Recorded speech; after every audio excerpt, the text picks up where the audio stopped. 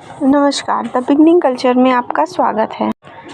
15 अगस्त भारत की स्वतंत्रता से संबंधित वो सुनहरा दिन है जब वर्षों से गुलामी झेल रहे भारतीयों को स्वतंत्रता प्राप्त हुई थी। भारतीय इतिहास में ये दिन अत्यंत महत्वपूर्ण है। आज हम यहाँ आपके लिए भारतीय इतिहास से संबंधित महत्वपूर्ण जानकारी लेकर आए हैं, जिससे आपको पता चलेगा कि अंग्रेज पहली बार कब और क्यों भारत आए।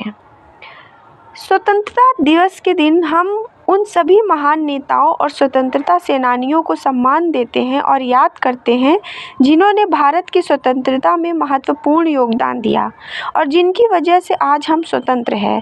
स्वतंत्रता दिवस एक राष्ट्रीय पर्व है और इस दिन देश के सभी प्रमुख प्रतिष्ठान, सरकारी कार्यालय, डाकघर, बैंक और स्टोर आदि इत्यादि बंद रहते हैं। आज़ादी से पहले भारत एक ब्रिटिश उपनिवेश और अंग्रेजों ने भारत पर लगभग 200 वर्षों तक शासन किया। इस अवधि के दौरान भारतीयों ने बहुत कष्ट और गुलामी सहन की और स्वतंत्रता प्राप्त करने के लिए अपने प्राणों की आहुति दी। आइए जानें भारतीय इतिहास के उन महत्वपूर्ण तथ्यों को जिनके कारण पहली बार अंग्रेज भारत आए।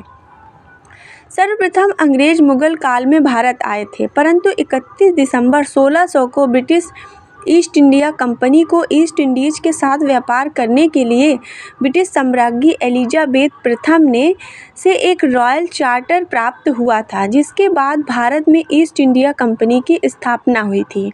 कंपनी की स्थापना के साथ ही भारत में अंग्रेजों ने अपने पैर फैलाने शुरू कर दिए थे और इसी के साथ भारत यूरोपीय देशों के लिए महत्वपूर्ण व्यापारिक केंद्र बन गया।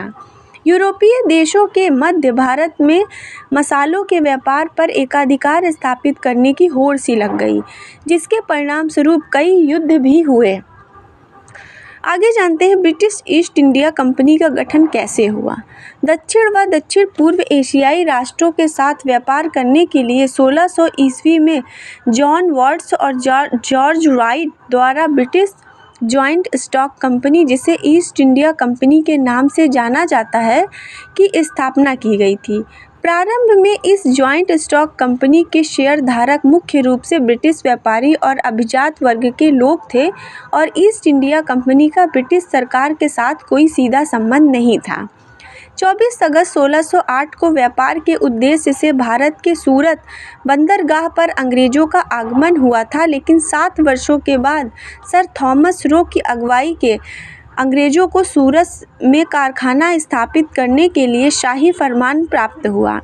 इसके बाद ईस्ट इंडिया कंपनी को मद्रास में अपना दूसरा कारखाना स्थापित करने के लिए विजयनगर साम्राज्य से भी इसी प्रकार का शाही फरमान प्राप्त हुआ।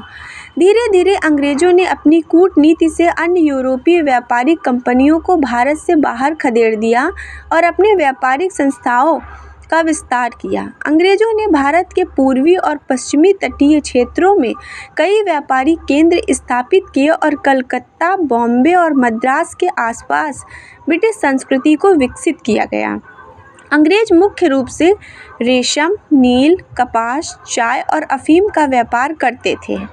व्यापार के दौरान अंग्रेजों ने देखा कि भारत सामाजिक, राजनीति और आर्थिक तौर पर बिल्कुल ही अस्त व्यस्त है तथा लोगों में आपसी मतभेद है और इसी मतभेद को देखकर अंग्रेजों ने भारत पर शासन करने की दिशा में सोचना प्रारंभ किया था। सन 1750 के दशक तक ईस्ट इंडिया कंपनी ने भारतीय राजनीति में हस्तक्षेप करना शुरू कर दिया था। 1757 में प्लासी की लड़ाई में रॉबर्ट क्लाइव के नेतृत्व में ईस्ट इंडिया कंपनी ने बंगाल के नवाब सिराजुद्दौला को पराजित कर दिया था। इसके साथ ही भारत में ईस्ट इंडिया कंपनी का शासन स्थापित हो गया था। अंततः 1857 के पहले स्वतंत्रता आंदोलन या 1857 के विद्रोह के बाद 1858 में भारत में ईस्ट इंडिया कंपनी के शासन का अंत हो गया था।